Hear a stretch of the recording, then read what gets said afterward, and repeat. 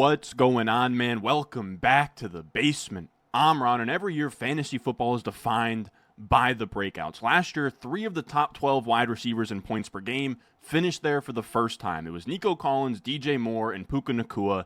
And if you had any of these 3 wide receivers, you were 50% more likely to make the playoffs in your league. So today, we're going to talk about 7 wide receivers I believe can break out and be those guys in 2024. 7 wide receivers ready to break out this fantasy season. As always, if you enjoy, make sure down below, subscribe, leave a like. Let's go.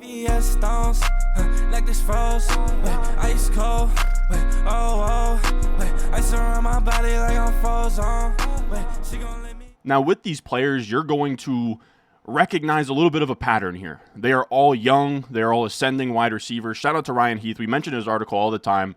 He talked about age curves and age cliffs in an article last year for fantasy points, and he shows here wide receiver fantasy breakouts by career year. And he looked at what percentage of the time that wide receivers finished top 12 in points per game for the first time, what year of their career did that take place in. And as you can see here, year 2 and 3 are absolutely massive for wide receiver breakouts, with year 1 and year 4 also being not terrible, with 15% of the breakouts happening in year 1 or year 4. So again, this is any top 12 point per game season in his time period. What year of a player's career did they hit their first top 12 point per game season? Most of the time year 2 and 3, but also could happen as a rookie or in year 4. And you'll see all of these players are in their first 3 years of their career. First up, year 2 breakout candidate, we have Dell. He's going at the 311 as the wide receiver 25. And he is in a passing offense you guys know I love. I want all of these Houston Texans wide receivers. I am not all that scared of the idea that there's too many mouths to feed, because we have CJ Stroud, and CJ Stroud could go absolutely nuclear to the point where we have enough passing production, touchdowns, yards to go around. We have CJ Stroud coming off one of the best rookie seasons of all time for a quarterback. And in the last few years, the only other quarterbacks that had a similar passing yards per game in terms of first-round rookie quarterbacks, Justin Herbert and Joe Burrow. And you can see here, their passing yards per game, their passing touchdowns, and their passing touchdown percentage in year 1 were all pretty good. But in year 2, things really took off for both of them, where Justin Herbert actually increased his passing yards per game somehow, even though being 290 per game is like the most ever, and that's what Herbert had. He still increased that to 295 passing yards per game, 38 passing touchdowns, so a 7 touchdown improvement on his last season. And then even on a per attempt basis, his touchdown percentage went up. And we saw the same thing with Burrow, where into year 2, he actually increased his passing yards per game by 20 yards. He threw 21 more touchdowns at 34 touchdowns with a 6.5% passing touchdown rate. It wouldn't shock me at all if we see CJ Stroud, who went from like 270 passing yards per game, 23 passing touchdowns, and he just lit the league on fire this year with like 4,500 passing yards, 30-plus passing touchdowns. And if that happens, there's going to be enough to go around for 2 or 3 of these Texans wide receivers. It feels a lot like that year 2 Joe Burrow breakout, where both Jamar Chase and T. Higgins finished as top 12 point per game wide receivers. It wouldn't shock me if we had that in Houston, where we saw 2 top 12 point per game wide receivers. And why not bet on a year 2 breakout from Dell, where his numbers last year were bonkers. He had an 80-plus receiving grade over on PFF, which is a huge indicator. And he was also 17th in yards per out run last year at 2.22. And he was also at 23.1% targets per out run. So he crushed across the board on a per out basis, despite being a rookie, which is something we rarely see. Usually it's like, okay, he showed positive signs as a rookie, so we'll bet on the breakout. But no, he was a guy last year. And this is a great tweet from @Dynasty_IM Ian over on Twitter. There's been 10 rookie wide receivers to hit 14-plus points per game and 80-plus PFF receiving grade.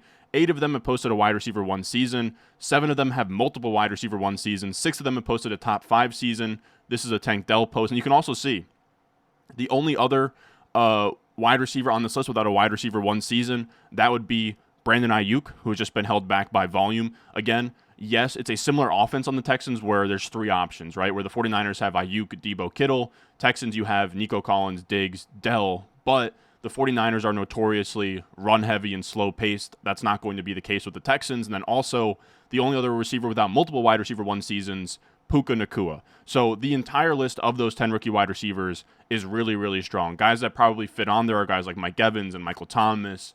Of course, your Justin Jeffersons, Jamar Chase, Odell Beckhams, it is a very rare list to be a part of. And we know I'm all over Nico Collins. And Nico Collins was an amazing wide receiver last year. He was one of the only wide receivers ever to hit like 300-plus routes and a 3+ yards per out run last year. And even still, in the 7 games where Nico Collins and Tank Dell both played over 60% of the snaps, shout out to Connor Allen for this tweet, 7 games here, Tank Dell paced him in all of them, right? Where targets within 1 of each other, receptions within 2, yards within 30 yards. He scored more touchdowns than Nico Collins, and they were within like 2 half PPR points of each other. Tank actually outscoring him in half PPR, Nico Collins. And again, that is Tank Dell as a true rookie. This is a guy that CJ Stroud handpicked, and he's also somebody that is just egregiously priced on your home league sites. Now, I will say, I wanted to ask you guys, let me know when you're going to be drafting your home league and what site that's going to be on, because I really do want to make a couple of videos this year.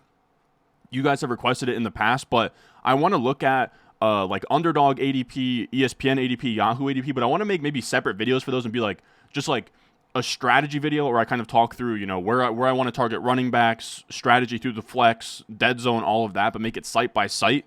So you guys have kind of a nice 20-minute video that kind of walks you through how I would attack a draft on these sites, because some of these prices are absurd. You can see Tank Dell here over on Underdog. He's going at the 311 right now, 34th overall. Actually, that's the 310. But on Sleeper, he's at 53 on Sleeper, 60th on ESPN, 47 on Yahoo. So 3rd round pick on Underdog, but this is somebody you can get in the 4th round on Yahoo, 5th round on Sleeper, and then sometimes even in the 6th round on ESPN as the by far cheapest pass catcher in this offense. And I think that if you can just get the cheapest option with the year 2 upside and Tank Dell, to me, that's the best way to do it. And of course, I do want to shout out Underdog Fantasy. You can see here, if you're used to drafting Tank Dell in the 3rd round on Underdog and you go into your home league and all of a sudden he's there in the 5th round, you know instantly, I need to smash Tank Dell, and that's why you should be drafting over on Underdog Fantasy. They have the sharpest ADP, money's on the line. You have like the $5 puppy draft, so you can get in, get some experience with actual money on the line, nobody auto-drafting kickers, getting ready for your home league. Of course, if you're new to Underdog Fantasy, you can use promo code RON. They'll match your first deposit up to $250, and you'll get a special pick'em waiting for you in the pick'em lobby. All of that can be found in the link in the description or the top of the comment section down below. Now, moving on from that, we have a twofer. I want Chiefs wide receivers for this reason. This Mahomes bounce back is not priced in enough. We're at a spot here, and I keep bringing this up, and it's not too, you can see the Namath jersey. I love the Jets, but we have 2 Jets going in the 1st round of fantasy drafts right now. We don't have a single Chief going into like the 4th round on Underdog. I guess Kelsey's more like a 2nd round pick on your home league sites, but the Chiefs wide receivers, 1 or 2 of these guys are going to smash this year because we know Mahomes is going to bounce back. We look over his entire career. Last year looked a lot like 2019, where it was like the first year that he had under 30-plus passing touchdowns, but the years before that, we're talking 5,000-plus passing yards, 40 passing touchdowns, 4,500 passing yards or more in 2021 and 2020 with 35-plus passing touchdowns. If we can see him get back to that 2020 to 2022 form, we're talking about a lot of production to go around. You, of course, have an aging Travis Kelce, and then after that, it's pretty much wide open. And I want to bet on the 2 guys with the juice, where you have Rashee Rice, 2nd-year breakout candidate, and then Xavier Worthy, rookie breakout candidate. And it's kind of come down to the idea that I've completely cooled off of Hollywood Brown. Prior to making this video, I had him as my wide receiver 1, and I was actually going to list him as a breakout candidate on this video as like a guy maybe heading into year 4, year 5 that could hit a top 12 point per game season for the first time in his career. But there are some numbers that really spook me off of that. I think first of all, we have this tweet from Jacob Gibbs. I'm really scared. Right now, we know for sure Rashee Rice will be the slot, and then it'll be either Xavier Worthy as like the slot flanker, and Marquise Brown is the X, or that flipped around. And if Marquise Brown is the X, he might just be the sacrificial lamb kind of X decoy that Marquez Valdes-Scantling played, and it wouldn't shock me. They gave him no money at all. He took less money than Curtis Samuel, less money than Darnell Mooney, and Jacob Gibbs outlines it well here. I have no idea who's going to fill the X role for the Chiefs in 2024. If it's Hollywood Brown, that may not be a good thing for his fantasy outlook. He said, displayed here are the lowest per route run rates produced when pressed at the line of scrimmage as the X wide receiver. And you can see Justin Watson and MVS are at the top there, so that's kind of what the Chiefs have done in the past, where they just use the X receiver as a decoy. And Marquise Brown is right up there as one of the worst yards per out run receivers as the X with press coverage. Now, on top of that, he hasn't been great since he suffered this Liz Frank injury that he had back in 2020. And this is a tweet from Jeff Mueller, who a lot of these injury analysts, they aren't quick to want to call players injury prone and be scared to draft players because of injury. But but Marquise Brown's actually one of these guys that Jeff Mueller is scared of. He said primary concern, feet. He missed 10 games in the last 2 seasons with a Liz Frank history with notable irritation that led to a second surgery for hardware removal, was notably incredibly inefficient ever since returning from his foot fracture in 2022 from week 12 on, and appeared hampered through last year's OTAs and preseason. Has a chance to revitalize his career, but it would be very tempting to sell high if he pops off in his first few games. He feels a lot like kind of when the Chiefs signed Sammy Watkins, early on in that Chiefs run, and maybe he pops off early, but over an entire season, I have a hard time seeing it. And then the tweet itself, Hollywood Brown could share a vertical threat role with Xavier to open up the field for Travis Kelce and Rashee Rice with his injury history, having a hard time betting on a bounce back. So I'm all out on Hollywood Brown. I've moved him below both Chiefs receivers into a spot where I probably won't be drafting a lot of them. And that takes us to Rashee Rice, Xavier, both going in the 6th round over on Underdog Fantasy. And they're both receivers I want to bet on. First up, we'll highlight Rashee Rice here, who we talked about on the skyrocketing video. I don't really want to cover the suspension stuff again, but pretty much his suspension is so messy that he probably doesn't see a suspension until next season, or maybe he sees like a 4-game suspension this year, either middle of the season, early in the season. Of course, the doomsday scenario is that he misses weeks like 13 through 17 and kills you for the playoffs. But I'm fine with all that risk because to me, if the suspension wasn't looming, he should be where Tank Dell is, right in that 3rd round area. So you're getting a discount. He's going lower in home leagues. And when we just focus in on his actual profile, there's a lot to like here where his year 1 actually looks a lot like Amon-Ra St. Brown. And before you scoff at this, heading into year 2, there was a lot of Amon-Ra St. Brown concerns of, oh, well, he was just the slot receiver and Goff loved him and players were hurt and it was just kind of this weird back season stretch. And then you had a good second year, and then, of course, last year absolutely went bonkers. But with Rashee Rice, you can see they were both low ADOT slot guys. Rashee Rice had a better yards per out run, better targets per out run, better PFF receiving grade, more points per game in the first 11 weeks. And then they both popped off on the back half, right, where from weeks 12 plus, Amon-Ra St. Brown at 22.5 points per game, Rashee Rice 18.5 points per game. Again, this is these two players as rookies. So this is Amon-Ra St. Brown's rookie numbers. And then heading into his second year, Amon-Ra St. Brown was priced as the wide receiver 30. He finished as the wide receiver 10. Rashee Rice is now priced as the wide receiver 37. And I do think that he has the upside to finish as a top 12 point per game wide receiver in fantasy. Of course, he's attached to Mahomes. He has the year 1 metrics like this that look amazing. And then also, if you are concerned about the gadgety slot role, I'm completely fine with being concerned about it. But there are real reasons to think that he can improve on that. This is a great tweet from Jacob Gibbs here, where he looked at targets that were excluding screens, and Rashee Rice led a 2.42 yards per run on routes that were in screens.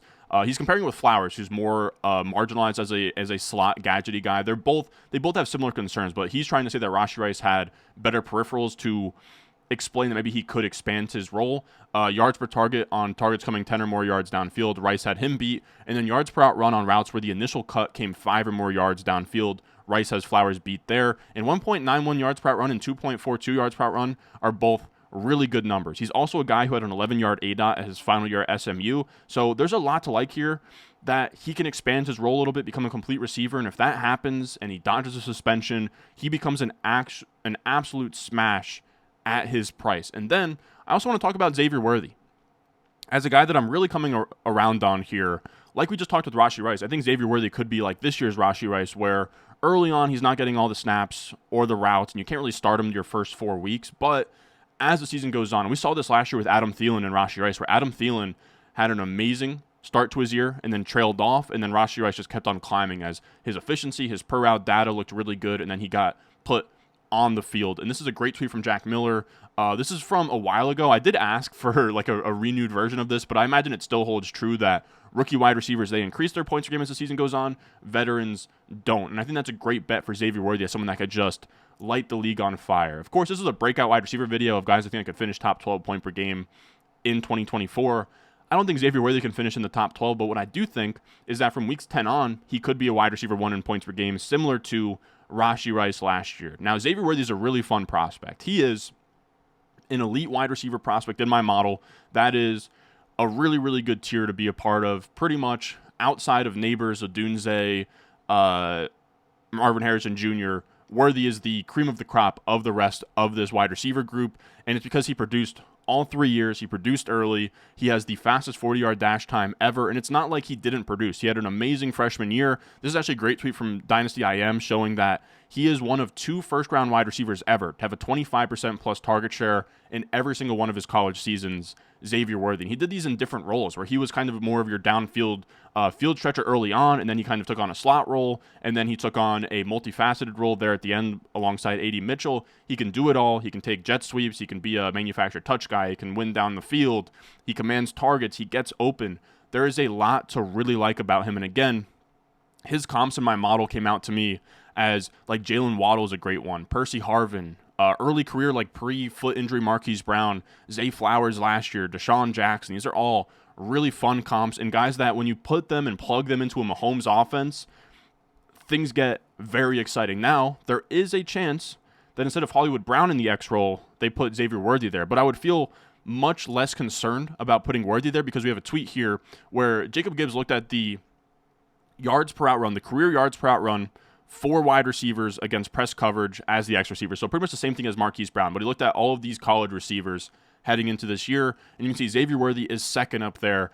3.25 yards per out run as the X receiver, 2.8 PPR points per target, only behind Troy Franklin. So he can play all over the field. I wouldn't be scared if they put him at X, and I don't really think that he'll be a decoy anywhere he goes. For him, the main concern is getting on the field, and I do think we could see that happen sooner rather than later. And with these Chiefs wide receivers, especially Xavier Worthy, you can get him so late in your home league where he is going at the 111 on ESPN, the 106 on Yahoo, and Rashee Rice is cheap on there too, in the 80s on ESPN and on Yahoo as well. And we're talking, again, potentially the top 2 targets for Patrick Mahomes. So I'm taking those prices all day long. Now, more of a bounce back, and a guy that I wanted to mention in my bounce back video a few weeks ago, Jaxon Smith-Njigba. He's going at the 704 as the wide receiver 45 right now. And last year, I love JSN. We were drafting JSN, and he got absolutely screwed by Shane Waldron. This was the offensive coordinator for the Seahawks last year. He's now for the Bears, and he used JSN in this crazy, crazy role where you can see first Rich Rebar's tweet below mine. JSN had the highest percentage of targets behind the line of scrimmage for wide receivers in 2023, ahead of a guy like Rondale Moore. He was giving Rondale Moore usage to JSN. JSN is much more of a Cooper Kupp, Keenan Allen than he is a Rondale Moore gadget slot. And you could see when you compare his college career numbers to his rookie season numbers, his ADOT was 3 yards lower, and he also had 25% of his targets on screens last year. In college, there's only 12.8%. So this is something that's a part of his game, but Waldron built the entire house out of layups and screen game stuff for JSN, who is not that type of receiver. He's much more, yes, you can definitely layer in those layup routes and layup targets, but let him eat out of the slot and win in the intermediate areas. And, you know, he could win down the field out of the slot as well. I think that we could see that be the case this year as we get new head coach new head coach from Baltimore. McDonald, he comes over. He's going to be head coach. The new offensive coordinator is the OC that was at Washington with Penix, with Odunze, with Polk, Jalen McMillan, that whole crew. And he wants to pass the ball a ton. So we're going to get more volume. This is a great tweet from Hayden Winks where this is like X is either pass rate or deep pass rate. Y is pass rate or deep pass rate. Pretty much they pass the ball a ton. They pass downfield a ton.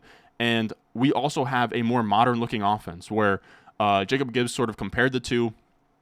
Targets per out run with JSN on the field last year, Lockett, Metcalf, JSN, all in the low 20% range. And then 3 receiver set usage in 2023. The Seahawks were 62%. Washington, under new Seattle play caller Brian Grubb, was 79%. I thought it was Ryan Grubb. I could be wrong, but regardless, the 3 wide receiver set usage should spike, so we'll see JSN on the field more. And then I also think there's upside that he just straight up beats out Tyler Lockett this year because Tyler Lockett's getting older. I get that he's still Tyler Lockett, but Dwayne McFarland had a great article over on Fantasy Life where he looked at aging wide receivers and the signs to look for as they decline, and Tyler Lockett was one that stood out to him. He said Lockett was one of my most drafted wide receivers in early drafts, but his rise up the board in this research had me headed in the opposite direction now. His wide receiver 4 finish last year doesn't bode well for the future, and his yards per out run against man has fallen to 1.18 and 0.94 over the last 2 seasons. I might miss out on a wide receiver 3 or wide receiver 2 rebound season, but that isn't going to sink my fantasy campaign, and the cliff potential is high. Lockett is only a target in stacking situations, and this data also bodes well for JSN. So the end could be near for Lockett, where maybe not even the end near. He could still be a solid receiver, but maybe he reverts back to like a wide receiver 3 role, doesn't run all the routes, and he just gives you what he gives you when he's out there and is more of a help to an NFL franchise than he is your fantasy team. Now, when we talk about JSN, the talent, I want to bet on the year 2 breakout. This is a guy who had comparable production to Garrett Wilson and Chris Olave in his second season at Ohio State. And then last year when he wasn't in the slot, taking these screen layup routes that Waldron kept feeding him, he was actually really good. Jacob Gibbs tweeted that on slot routes, he had a 0.83 yards per run. That is awful. Anything over 2 is like really good. Anything under 1 is awful. But on slot routes, when he was just allowed to play wide receiver last year, 2.43 yards per out run is actually kind of ridiculous. That is a really, really good number when he wasn't marginalized. And then also his reception perception was pretty strong as well, where reception perception shows that the film tells a clear story with JSN his rookie season. It's not one of doom and gloom at all. He showed off the ability you want to see out of a good starting flanker / slot receiver, carried over most of the positives from his college profile, and even showed some growth that I wanted to see out of him. He overall passes the in-isolation test, which is so critical for these year 2 wideouts. And you can see his percentiles against man zone press are all pretty fine. 70th percentile versus man, 76th percentile versus zone, 60th percentile versus press, all pretty much fine and ready to go for JSN. Then our fifth breakout wide receiver is Brian Thomas Jr. This is another rookie that we're kind of betting on for late season stardom or whatever you want to call it. And he is like Worthy, where he's also an elite wide receiver prospect in my model. And kind of the 2 standouts is Worthy and Brian Thomas Jr. outside of your big 3 up top. And those are guys that I want to bet on, especially when they're cheaper. And Brian Thomas Jr. is pretty cheap right now, especially in home leagues. And he is a freak, all right? 6'3", 209 pounds, 4.3 speed, 38-inch vertical. He had 68 catches, 1,200 yards last year, 17 touchdowns next to Malik Neighbors. And he is kind of like this vertical deep threat that Trevor Lawrence hasn't had since T. Higgins. And that's really exciting for an offense that is projected to have the 15th most points according to Vegas. They're also projected to have the 8th most pass attempts according to Mike Clay. So they should score points, pass the football. And this is the perfect marriage of Trevor Lawrence and Brian Thomas Jr., where Brian Thomas Jr. wins downfield. Last year, he had 15 catches for 670 yards and 12 touchdowns on passes of 20 or more yards. And you can see Trevor Lawrence last year was one of 5 quarterbacks with 70 or more passes of 20-plus yards attempted, and he was the best graded of that bunch of Love, Allen, Baker, and Dak. He is amazing at throwing the ball downfield. He lost the most amount of EPA per play, which is just efficiency per play, on drops last year, a lot of them coming downfield. So to me, this is the perfect marriage of a deep threat wide receiver with a quarterback who likes to throw it deep, and it's just going to come down to, can he beat Gabe Davis out for routes on the perimeter? I believe that he can. Gabe Davis hasn't really shown us anything special. It might be annoying early on, but again, we draft these rookie wide receivers for their late season production, and we have a similar story here with Keon Coleman, 2nd-round rookie for the Bills. Now, I'm surprised there's not more excitement, and it comes a lot from the dynasty community where in rookie drafts, people didn't really like Keon Coleman, but this is a guy handpicked by the Bills, drafted in the 2nd round. Josh Allen's wide receiver room is wide open, right? It's Khalil Shakir, it's Curtis Samuel, it's like Chase Claypool and like Matt Collins. Nothing is there besides this 2nd-round rookie wide receiver, Keon Coleman, who to me has all the upside in the world going around. I want to say that is like the 7th round on underdog. He's probably more of like an 8th, 9th round pick in your home leagues. And this is a guy who broke out early, just turned 21. In his sophomore year, he actually outproduced Jaden Reed, who we saw was really good last year over on Michigan State. Drake London, or not Drake London. I say Drake London because he reminds me of Drake London, but Keon Coleman, like Drake London, actually committed to Michigan State to play both basketball and football. Now, basketball didn't work out, but that basketball background is huge, and it's why he was great at high-pointing the football and making great catches and just being an overall athlete. This is a guy who ran 4.640, which isn't great, but still returned punts and kicks and got used in the screen game. Like, this was just somebody that they wanted to put the ball in his hands. And now, despite a 4.640, which isn't great, but it's not a death sentence, he still put up an 8+ RAS because he's big at 6'3", 213 pounds, 38-inch vertical, 10-foot broad. So this is an explosive athlete, big wide receiver. Looks a lot like your Allen Robinsons of the world, your Alshon Jeffries. Those are like his closest comps that I got. Now, Again, the biggest issue for him is that he's raw, which to me says that he has a lot of untapped upside.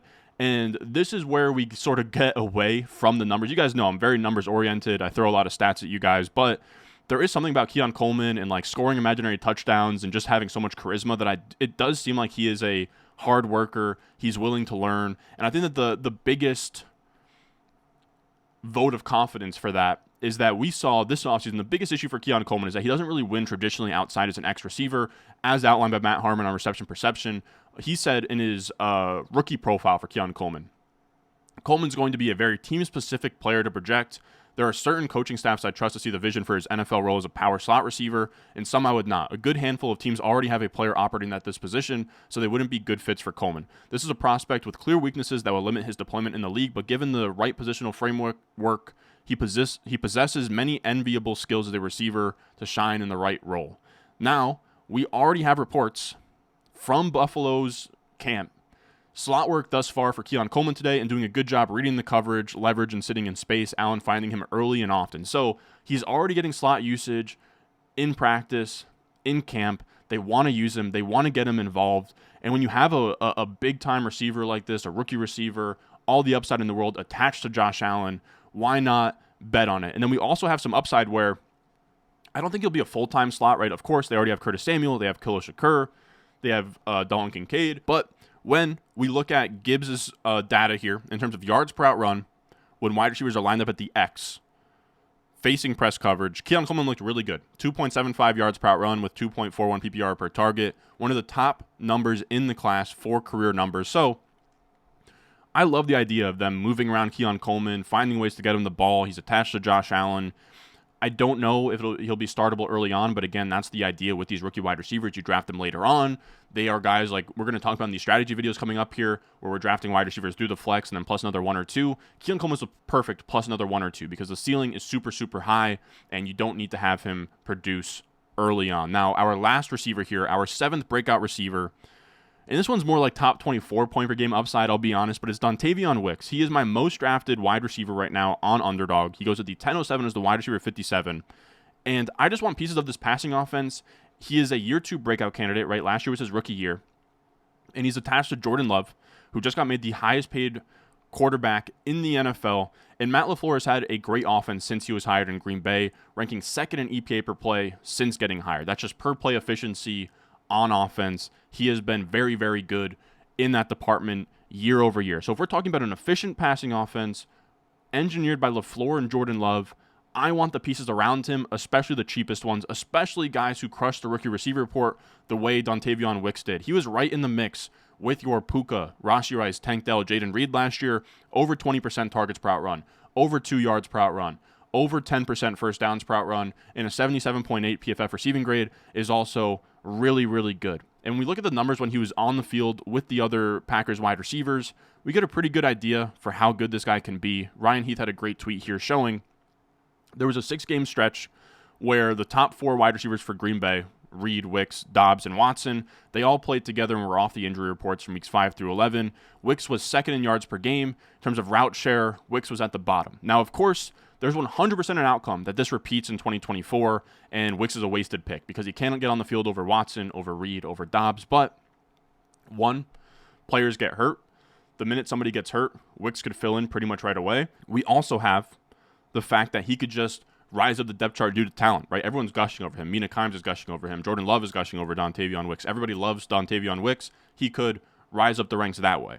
Now, he's also somebody going very late. He's going outside of the top 100 picks on Underdog, Yahoo, Sleeper, and ESPN, going as far as 205 on ESPN. So he's somebody that is like the perfect, okay, I want to get wide receivers through the flex in the top 10 rounds, but if I screw up and I take an extra running back and I get greedy, then Wicks to me is like the perfect upside swing wide receiver outside of that wide receiver pocket that you can kind of like make up ground there and take a last-ditch effort for upside at the position. Now, that is our 7 breakout wide receivers for 2024. I hope you guys enjoyed. You can also find my entire rankings for redraft leagues here on Patreon, patreon.com/Ron Stewart. My entire top 200 redraft rankings for PPR and half PPR leagues, it's all there. It's a checklist. You can download it for yourself. You can print it out. It's a checklist. It's tiered. It shows you what rounds I'm targeting each player. It shows who my targets are, my fades. It's literally, if I could only have one sheet going into any draft, whether it's high stakes or my home league, managed leagues across the board, it would be this sheet. You can find that all on Patreon, patreon.com/Ron Stewart. As always, I appreciate you guys watching, and I will see y'all in the next one.